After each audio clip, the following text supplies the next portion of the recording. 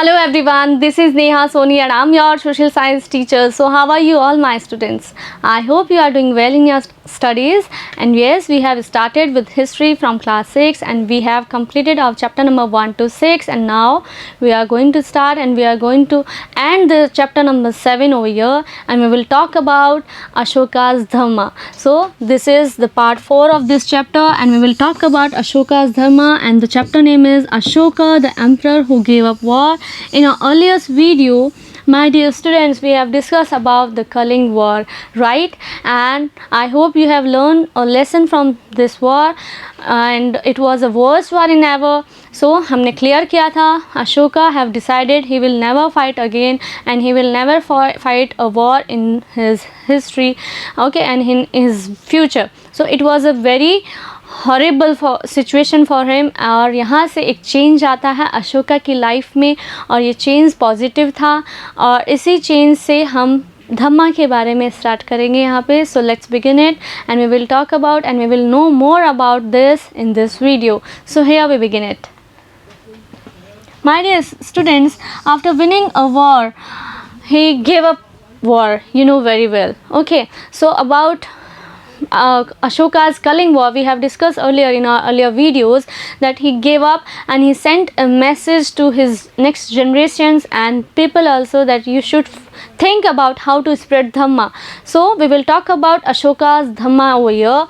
Emperor Ashoka was inspired by the thoughts of Mahatma Buddha. यहाँ से उन्होंने जो बुद्धिज़्म है उसे एक्सेप्ट किया था, उसकी टीचिंग्स को एक्सेप्ट कर लिया था आफ्टर विनिंग अ वॉर. यहाँ से उन्होंने बुद्धम शरणम गच्छामि का जो रियल मीनिंग है उसे अपनाया था, एंड यहाँ से उन्होंने जो थॉट्स थी, जो थिंकिंग प्रोसेस थी, जो टीचिंग्स थी बुद्धिज़्म की, जो बुद्धा के थ्रू जो इंस्पायर हुए थे वे महात्मा बुद्धा से, जैसे महात्मा बुद्धा ने जो टीचिंग्स दी थी उनसे अशोका इंस्पायर हो गए और अहिंसा के रास्ते पे वे चल पड़े. ठीक है. Any diti or any kind of ritual was not required in this Dhamma created by Ashoka. Ashoka के द्वारा जो धम्मा क्रिएट किया गया था उसमें किसी भी तरह का कोई भी रिचुअल रिक्वायर्ड नहीं था. Any kind of ritual was not required in this Dhamma.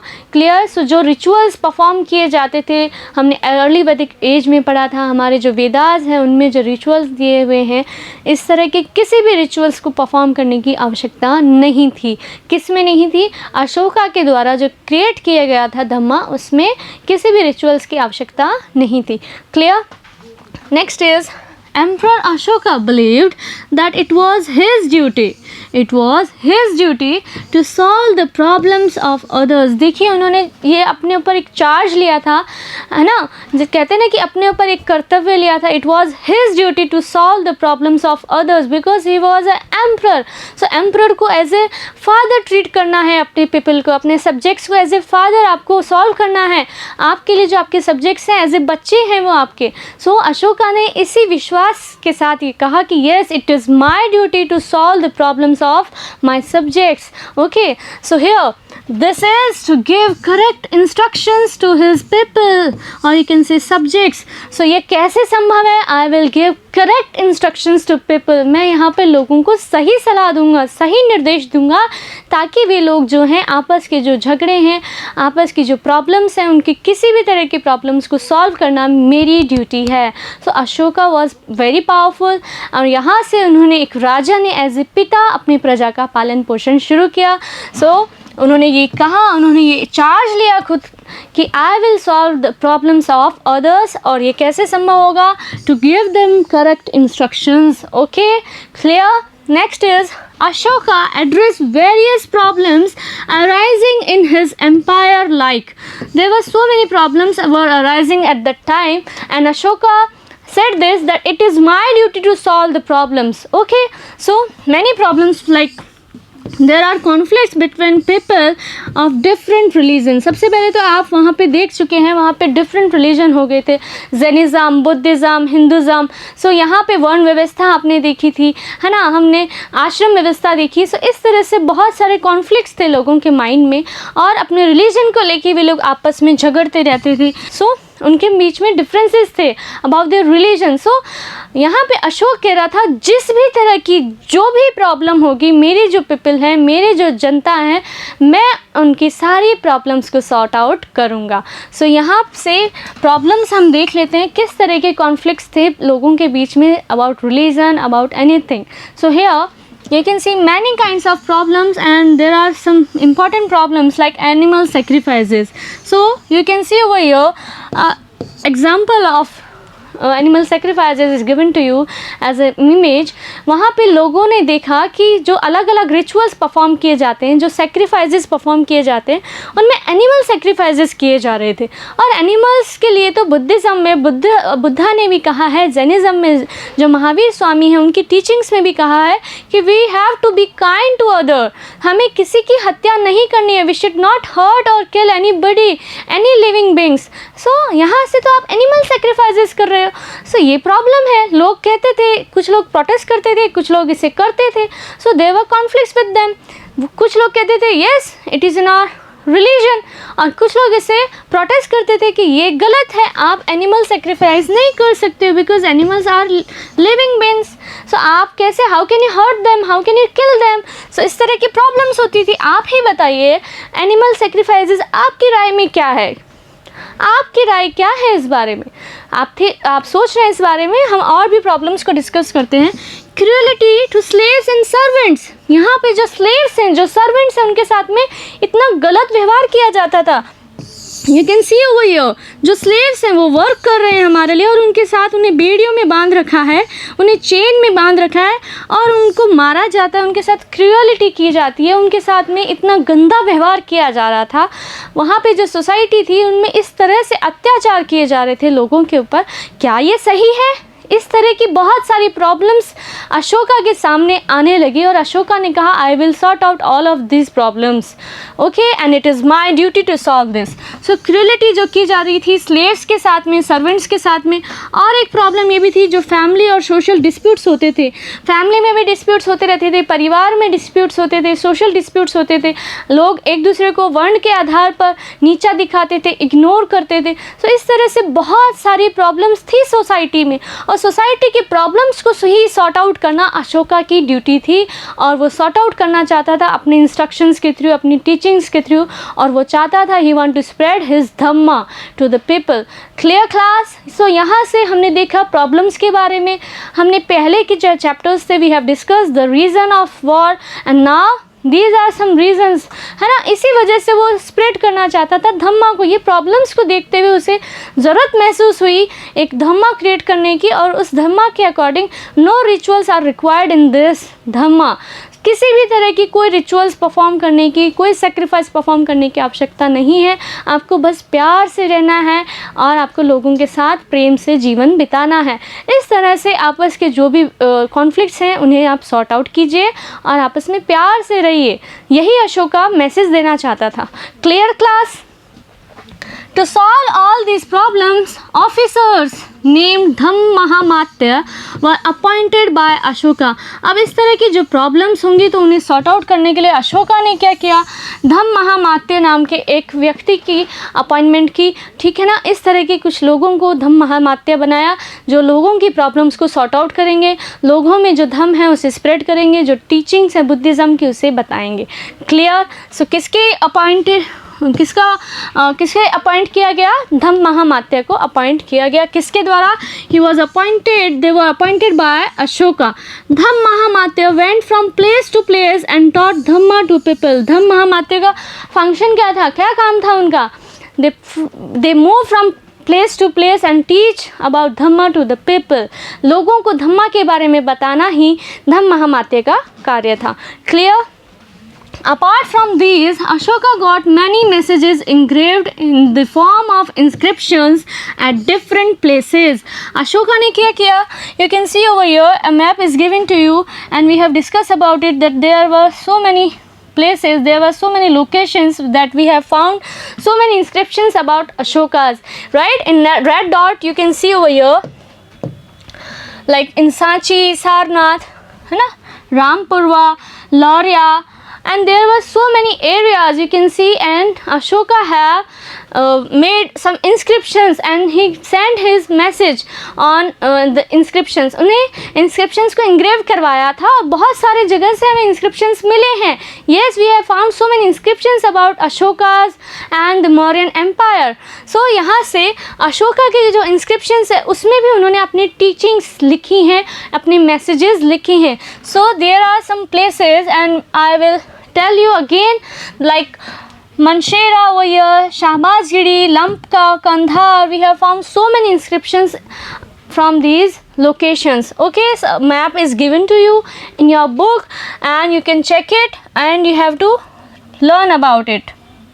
So now Ashoka directed the Dham Mahamatyas to read the message. Okay, जो भी inscriptions मैंने लिखवाए हैं, pillars पे लिखवाए हैं, मैंने कुछ stones पे inscriptions लिखवाए हैं, rock edicts लिखवाए हैं, बहुत सारी चीज़ें मिली हैं. आप देख सकते हैं ये जो सारे places हैं जो red dot में दिए हैं, इन सभी जगह से अशोका के inscriptions मिल चुके हैं.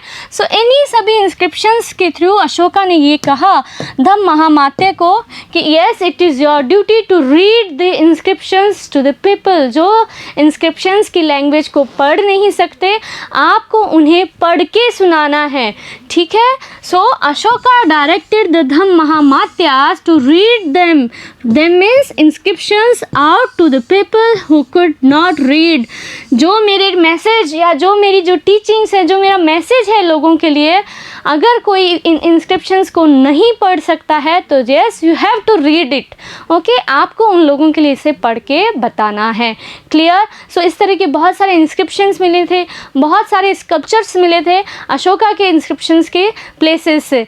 सो नेक्स्ट स्लाइड में हम देखते हैं रामपुरवा बुल की एक इमेज आपको दी हुई है आपकी बुक में. So Rampurva bull, this is the image of Rampurva bull. Look at the finally polished stone sculpture.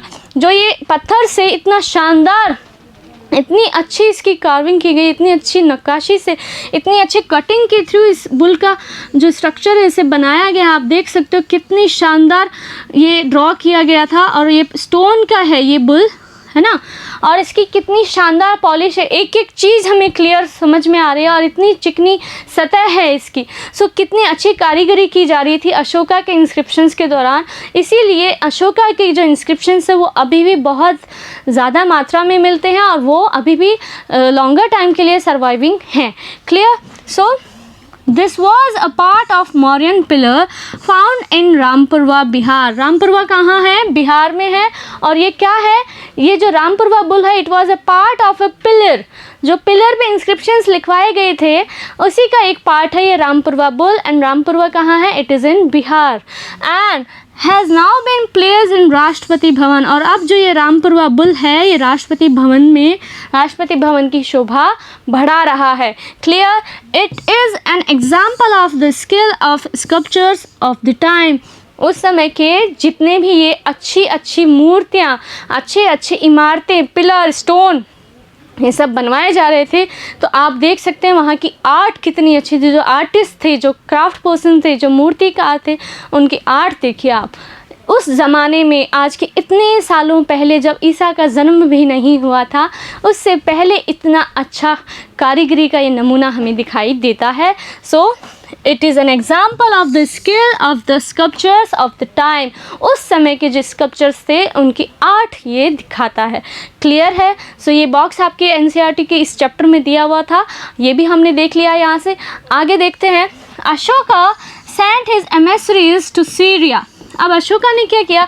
अपने जो मैसेजेस हैं, जो धम्मा की जो टीचिंग्स हैं, बुद्धिज़्म की जो टीचिंग्स हैं, इन्हें स्प्रेड करना चाहता था. तभी तो उसने कलिंग को जीता था, because he want to make relation with south east countries. So south east countries से रिलेशन बनाने के बीच में कलिंग आ रहा था, बिकॉज कलिंग क्या था?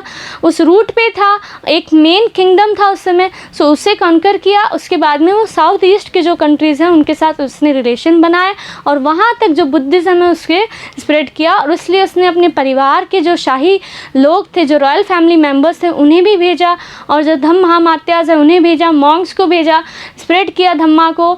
इस तरह से he sent his emissaries means दूत भेजे उसने बहुत सारे to Syria, Egypt, Greek and Sri Lanka for the propagation of dharma. जो धर्मा है उसके प्रोपेगेशन के लिए, उसके प्रचार और प्रचार के लिए उन्होंने इस तरह से कुछ दूतों को भेजा। क्लियर हुआ? Emperor Ashoka built roads, dug wells and built rest houses for public welfare. इसी तरह से यहाँ पे उन्होंने अपने बच्चों को भी भेजा था, महेंद्र एंड संघमित्रा। इस तरह के हमें कई सारे एग्जाम्पल्स मिलते हैं जो इन दूतों के एम्बेसडरीज जो हैं, एम्बेसडर्स जो हैं, अशोका ने दूसरी कंट्रीज़ में भी भेजे थे, श्रीलंका में, सीरिया में, ग्रीक में। और यहीं के साथ साथ अपने जो एम्पायर था उसका, उसमें उन्होंने पब्लिक वेलफेयर के लिए भी बहुत सारे काम किए। बिकॉज आप देख सकते हैं यहाँ पे उन्होंने रोड बनवाए हैं, बिल्ट रोड्स, डग वेल्स। तो इस तरह के वेल्स बनवाए गए थे अशोका के टाइम पे। वेल्स होंगे तो आपको क्या है, पानी के लिए सफ़र नहीं करना पड़ेगा, राइट। सो ही बिल्ट रेस्ट हाउसेज, उन्होंने लोगों के लिए आराम घर, विश्राम घर भी बनवाए थे, रेस्ट हाउसेज बनवाए थे। सो इस तरह से पब्लिक वेलफेयर के लिए जो कुछ कर सकता था उसने सारे अटेम्प्ट किए थे, क्योंकि वो क्या चाहता था, वो अपनी इमेज को अच्छा करना चाहता था, है ना। उन्होंने जो एक युद्ध करके जो अपना पश्चाताप था वो कर रहे थे, और इस तरह से पब्लिक वेलफेयर में वो सारे काम कर रहे थे। क्लियर हुआ? Apart from this, he also arranged for medical facilities for humans and animals also. आपने देखा था ना कलिंग युद्ध में बहुत सारे एनिमल्स की भी जानें चली गई थी, है ना। Animals were killed that time. So यहाँ से उन्होंने एनिमल्स के लिए और ह्यूमंस के लिए क्या फैसिलिटीज़ की, मेडिकल फैसिलिटीज़ की भी स्टार्ट किया था, है ना। उन्होंने he provide and he arrange the medical facilities to humans and animals also.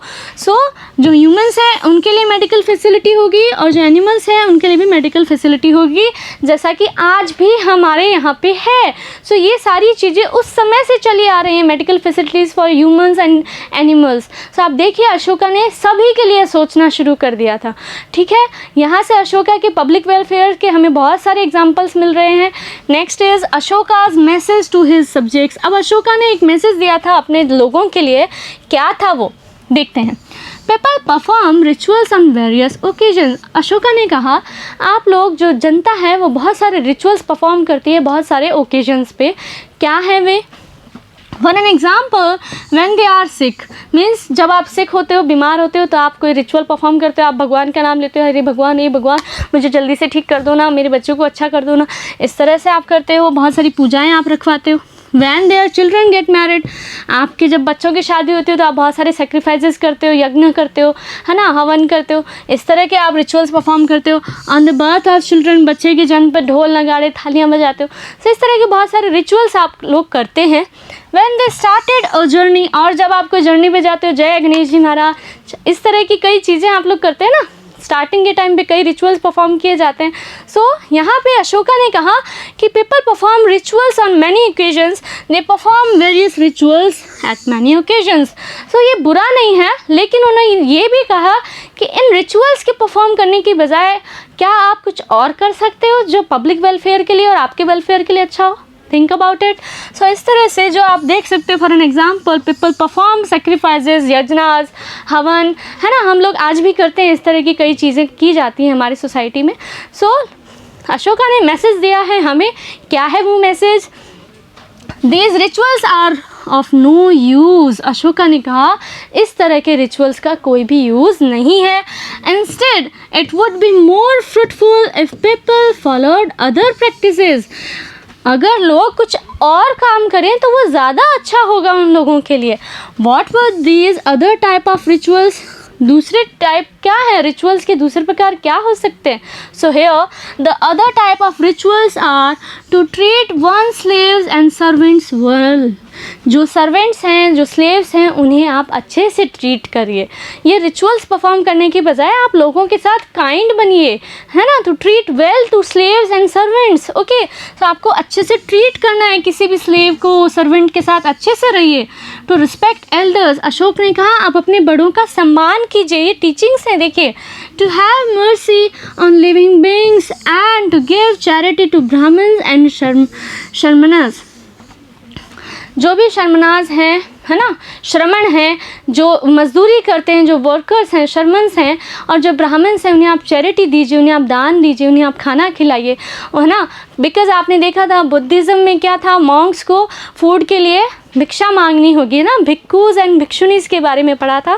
सो अगर आपके घर में कोई भिखारी आता है, कोई भिक्षु आता है, कोई शर्मन आते हैं, कोई मज़दूर हैं, शर्मन मीन्स मज़दूर हैं, कोई वर्कर हैं, ब्राह्मण्स आते हैं, तो आप उन्हें चैरिटी दीजिए, आप लोगों के साथ अच्छे से रहिए, आप ह्यूमन बींग्स और लिविंग बींग्स को अच्छे से ट्रीट कीजिए। Okay, praising one's own dharma or condemning the dharma of others both are wrong। खुद के धर्म की तो प्रशंसा करना इतनी बढ़ा चढ़ा के और दूसरे के धर्म को निगलेक्ट करना, उसकी बुराई करना, ये गलत है, दोनों ही चीज़ें गलत हैं। क्लियर हुई? Everyone should respect other religion, हमें सभी धर्मों की रिस्पेक्ट करनी चाहिए, जैनिज़्म की, बुद्धिज़्म की, हिंदुज़्म की और क्रिश्चियंस की, है ना, मुस्लिम्स की, जो भी हमारे जो धर्म हैं, हमें इन सभी धर्मों की रिस्पेक्ट करनी चाहिए और हम आज भी करते हैं। Yes we do. Okay, if someone glorifies his religion and does evil to the religion of others, then he is actually doing more harm to his religion।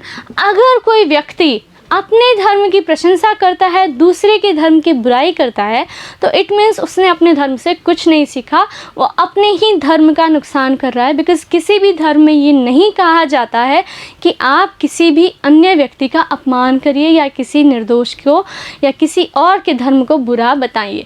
अगर आप ऐसा करते हैं तो yes, you are harming your own dharma, own religion.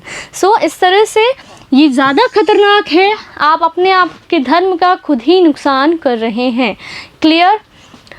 That is why one should respect the core belief of the other's religion while trying to understand it। So इसलिए अशोका ने कहा कि हमें रिस्पेक्ट करनी चाहिए और हमें दूसरों के धर्म को भी रिस्पेक्ट करनी चाहिए, हमें समझना चाहिए। क्लियर हुआ? सो इस तरह से अशोका ने ये कहा कि yes, we should follow the rules, we should follow the teachings of Buddhism, हमें अहिंसा के मार्ग पे चलना है, वी शुड नॉट हर्ट और किल एनीबडी। सो इस तरह से ये सारी जो टीचिंग्स थी ये धम्मा में दी हुई थी and we have cleared about it. So next यहाँ से आगे देखते हैं हमारे चैप्टर में एक एग्जाम्पल के रूप में आपको प्राकृत जो लैंग्वेज है, जो ब्राह्मी स्क्रिप्ट है, उसके बारे में दिया है। एक लेटर है इंग्लिश का ए, उसे कैसे लिखा जाता है। अर्ली ब्राह्मिक में, अर्ली ब्राह्मी जो है उसमें ए को इस तरह से लिखा जाता है, जो देवनागरी जो है हिंदी में उसे अ लिखा जाता है, बंगाली में कुछ इस तरह से लिखा जाता है और मलयालम में इसका ये साइन है, तमिल में अ को इस तरह से लिखा जाता है। So most modern Indian scripts have developed from the Brahmi script. जो ब्राह्मी स्क्रिप्ट है इससे बहुत सारे आज की आधुनिक मॉडर्न इंडियन स्क्रिप्ट्स बनी हैं ओवर 100 ऑफ ईयर्स, बहुत 100 सालों पहले से। Here you can see the letter a written in different scripts. So हमने देख लिया लेटर ए किस तरह से विभिन्न स्क्रिप्ट्स में कैसे लिखा जाता है। क्लियर हो गया? सो ये चीज़ें भी आपको पता चल रही है, चैप्टर के साथ साथ हम चल रहे हैं। और चैप्टर में एक चीज़ और दिया हुआ है, जैसे हम लोग हर समय पढ़ते हैं कि हमारे यहाँ पे हो रहा है तो कहीं और क्या हो रहा है। So we will talk about it. A little before the rise of the Maurya Empire, around 2400 years ago, emperors in China began building the wall of China। China wall के बारे में देखिए, you can see over here China wall। China wall बहुत बड़ी है, चीन में है ये, चीन की दीवार कहा जाता है इसे। और कब बनाई गई थी ये? 2400 years ago the emperors in China began building। उन्होंने यहाँ से स्टार्ट कर दिया था इस बिल्डिंग को बनाना। ठीक है, आगे देखते हैं।